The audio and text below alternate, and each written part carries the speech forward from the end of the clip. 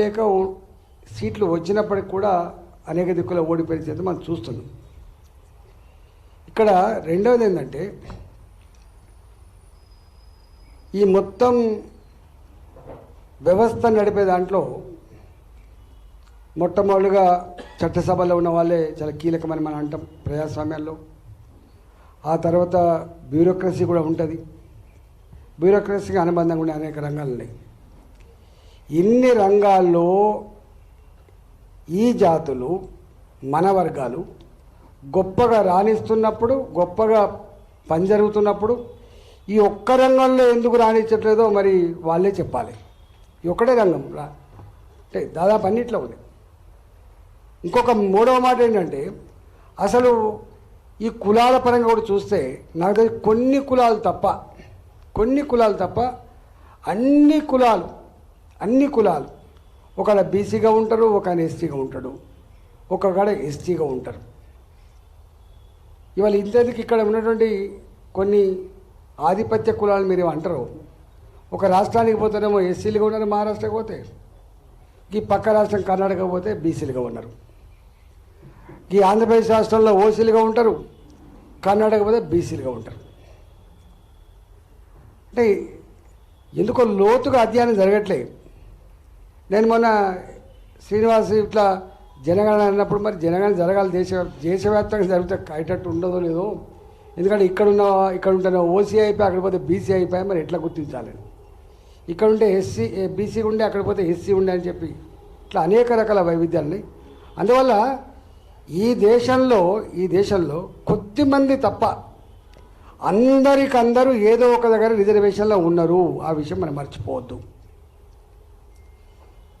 తీసుకోవడానికో మంచిగా మురిసి తీసుకుంటారు, చెప్పుకోవడానికి మాత్రం సిగ్గుపడతా ఉంటారు. నేను ఒక ఆయనతో ఆర్గ్యుమెంట్ పెట్టినా, నువ్వు ఇంత పెద్ద మాట్లాడుతున్నావు అక్కడ పోతే ఏంటిది అని సర్టిఫికేట్ అంటే అంటాడు. ఇచ్చిపుచ్చుకునే సంబంధంలో ఇక్కడ ఒక్కడికి నేను పేరు చెప్పడం మంచిగా ఉండదు. ఇంకా శ్రీనివాసం డైరెక్ట్ చెప్తాను, నేను చెప్పలేను కాబట్టి చెప్తున్నా. నేను ఒక కులానికి వ్యతిరేకం కాదు, ఒక మతానికి వ్యతిరేకం కాదు, నేను ఒక జాతికి వ్యతిరేకం కాదు. నేను వ్యతిరేకం వివక్షకు వ్యతిరేకం, దుర్మార్గానికి వ్యతిరేకం, అణచివేతకు వ్యతిరేకం, పేదరికానికి వ్యతిరేకం.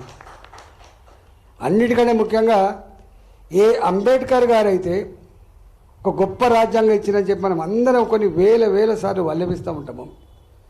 ప్రతి ఊళ్ళో ఆయన విగ్రహాలు పెట్టి మనం దండలు వేసి పూజిస్తూ ఉంటాము. ఆయన చెప్పిన మినిమం స్ఫూర్తి కూడా అమలు చేయట్లే.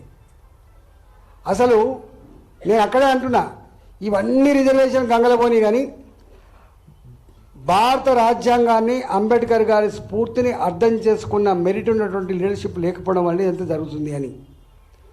అసలు ఉండాల్సిన మెరిట్ ఎక్కడంటే భారత రాజ్యాంగ స్ఫూర్తిని, అంబేద్కర్ యొక్క స్పిరిట్ని ఏదైతే ఆయన ప్రవచించిండో దాన్ని అర్థం చేసుకున్న పాలకులు లేరు కాబట్టే meritless rulers are ruling this country అని చాలామంది మేధావులు మాట్లాడుతూ ఉంటారు.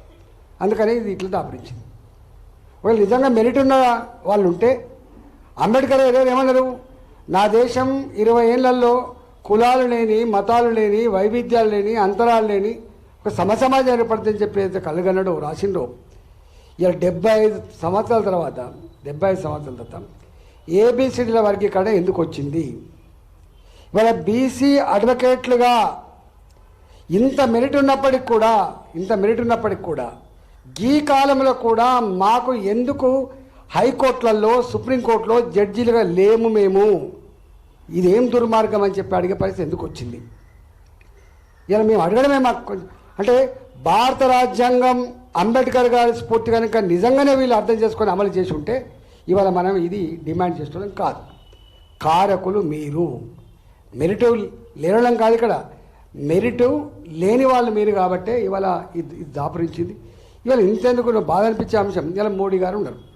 సరే, రకరకాల ఆర్గ్యుమెంట్స్ ఉంటాయి. ఇలా ఒక ఓబీసీ దేశానికి ముఖ్యమంత్రి అని చెప్తున్నారు కదా. మరి ఓబీసీ దేశానికి ప్రధానమంత్రి అయినప్పుడు, ఒక ఓబీసీ దేశానికి ప్రధానమంత్రి అయినప్పుడు అందులో ఈ కాలంలో సంకీర్ణ రాజకీయాలు దేశాన్ని పాలిస్తున్న కాలంలో 5 ఏళ్లకే ముఖం మొత్తి మళ్ళీ రెండోసారి రావడానికి కష్టమవుతున్న ఈ కాలంలో 2 సార్లు పరిపాలించి 3వసారి కూడా భారత ప్రధానమంత్రిగా రాగలిగిండు. దీన్ని ఏమంటారు అని అంటున్నాను నేను. చేతకాంతనం అంటారా, అవగాహన లేనితనమంటారా, మెరిట్ లేనితనమంటారా?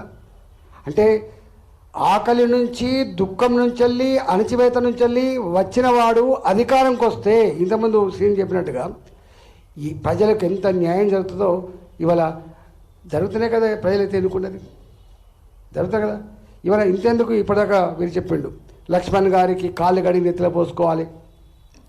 అప్పుడప్పుడు పేదలు సామాన్యులు ఏమంటున్నారు చివరికి, మీరు అణిచివేస్తుండొచ్చుగాక, మీరు మమ్మల్ని చంపుతుండొచ్చుగాక, మా ఆస్తులు కూలగొడుతుండొచ్చుగాక, కానీ మాకు చట్టం మీద అపారమైన నమ్మకం ఉంది, మాకు విశ్వాసం ఉందని చెప్పి అప్పుడు మాట్లాడుతూ ఉంటాం. కారణం ఏంటంటే అంటే లక్ష్మణ్ లాంటి వాళ్ళు ఉన్నారు కాబట్టి ఇవాళ ధైర్యంగా చెప్పగలుగుతున్నాం. ఇలా ఎక్కడ కూడా నేను చాలాసార్లు నేను కూడా చెప్తా ఉంటా, ప్రతి రంగంలో ఒక ఐఏఎస్ ఆఫీసర్ కాన్వెంట్ నుంచి వచ్చినప్పుడు మాలాంటి వాళ్ళని దరఖాస్తు తీసుకపోతే కేవలం రూల్స్ పొజిషన్ చెప్తారు తప్ప దాని నుంచి డివేట్ కాడు. అదే ఒక సోషల్ వెల్ఫేర్, ఒక బీసీ వెల్ఫేర్, ఒక 6 కిలోమీటర్లు సైకిల్ మీద పోయినోడు, నడిచిపోయి ఆకలిని దుఃఖాన్ని అనుభవించినోడు కనుక ఐఏఎస్ ఆఫీసర్ అయితే మాలాంటి వాళ్ళని దరఖాస్తు తీసుకపోతే సరే ఇది మంచి ఇష్యూ మీరు లేవనెత్తింది, కానీ సిస్టమ్ అంగీకరించదు, కానీ మీరు ఇట్లా రాయండి, దీన్ని మనం అధిగమించి ప్రజలకు అవసరమైంది కాబట్టి ఇది చేస్తే న్యాయం జరిగే ఆస్కారం ఉంటుంది కాబట్టి చేద్దామనేటువంటి మాట మాట్లాడతాం. అంటే అర్థం ఏంటిది ఇవాళ అంటే నువ్వు పరిపాలనలో ఉన్న వాళ్ళు కూడా అంతే. ఇవాళ మంత్రులుగా ఉన్న దాంట్లో కావచ్చు, ముఖ్యమంత్రిగా ఉన్న వాళ్ళు కావచ్చు, ప్రధానమంత్రిగా ఉన్న వాళ్ళు కావచ్చు, ఇంతకుముందు చెప్పినట్టుగా నీకు ఐఏఎస్ ఆఫీసర్ కావచ్చు, ఐపీఎస్ ఆఫీసర్ కావచ్చు, ఎంత పెద్ద తేడా ఉంటుందో. ఇప్పుడు మీరు చెప్పినట్టున్నది, ఒక్కరు వస్తే ఎట్లా వస్తారు, ప్రసాద్ గారు వస్తే ఎట్లా వస్తారంటే వస్తారు డెఫినెట్గా. వడ్డిచ్చేవాడ కాడ నీవు ఉంటే తప్పకుండా వచ్చే ఆస్కారం ఉంటుంది. రాజకీయాల్లో వంశపార్యం ఉంటుందో ఉండేదో తెలియదు, కానీ వీళ్ళ మాత్రం వంశపార్యం చాలా ఎక్కువ ఉన్నట్టుగా మాత్రం వినిపిస్తూ ఉంటుంది. ఎట్లా వస్తుంది కొద్దిగా ఇంత సపోర్ట్ లేకపోతే ఎట్లా వస్తుంది చెప్పండి. ఇవాళ నేనున్నా అంటే నా కొడుకు కొంచెం రాజకీయాలు రావడానికి కొంచెం ఆస్కారం ఉంటుంది. నేను జడ్జిగా ఉంటాను, నా కొడుకు నా జ్యుడిషియల్ పైకి రావడానికి ఆస్కారం ఉంటుంది. ఇవాళ ఎక్కడో కాడ గింత సపోర్ట్ లేకపోతే ఇంకొకరు పైకి వచ్చే ఆస్కారం లేదు. అక్కడక్కడ అప్పుడప్పుడు తన్నుకొని వచ్చేవాళ్ళు, సొంతంగా తన్నుకొని వచ్చేవాళ్ళు అభివృద్ధి చెందంగా చూసినాం, కానీ సపోర్ట్ లేకపోతే ఎక్కడ వచ్చేటువంటి ఆస్కారం ఉండదు. ఇక్కడ మనం చూస్తూ ఉంటాం, పలానా ఆయన కొంత లిఫ్ట్ ఇచ్చిండుగా నేను పాక్కుంటూ పోయినా కాబట్టి వచ్చినా. కానీ సమాజం యాజ్ ఎ హోల్గా ఈ వర్గాలను పైకి తీసుకురావాలి, వీళ్ళకు కూడా ప్రాతినిధ్యం కలిగిస్తేనే ఇవాళ కోర్టులో కూడా సమన్యాయం ఉండేటువంటి ఆస్కారం ఉంటుంది, పేద ప్రజానికానికి లాభం జరిగే ఆస్కారం ఉండేటువంటి సోయి కన్సర్న్ లేదు ఇక్కడ. కాబట్టి ఇవాళ మీరు ఏ డిమాండ్ అయితే చేస్తున్నారో అది రాజ్యసభలో ప్రస్తావించినా, లేకపోతే పార్లమెంట్లో ప్రస్తావించినా, ఇంకెక్కడ ప్రస్తావించినా ఒకటి మాత్రం జరగాల్సిన అక్కడ ఉండే, ఇంతకుముందు వక్తలు చెప్పినట్టుగా అట్లీస్ట్ కొంతమందిని పంపాలి, న్యాయం అదని చెప్పి ఆ సోయి అన్న వాళ్ళకు ఉండాలి. సోయి తప్పిల్లు కాబట్టి అది గుర్తించలేదు కాబట్టి ఇవాళ మనం డిమాండ్ చేస్తూ ఉన్నాం. కాబట్టి డెఫినెట్గా ఎక్కడో కూడా ఇప్పటికైనా కూడా ఈ వర్గాలకి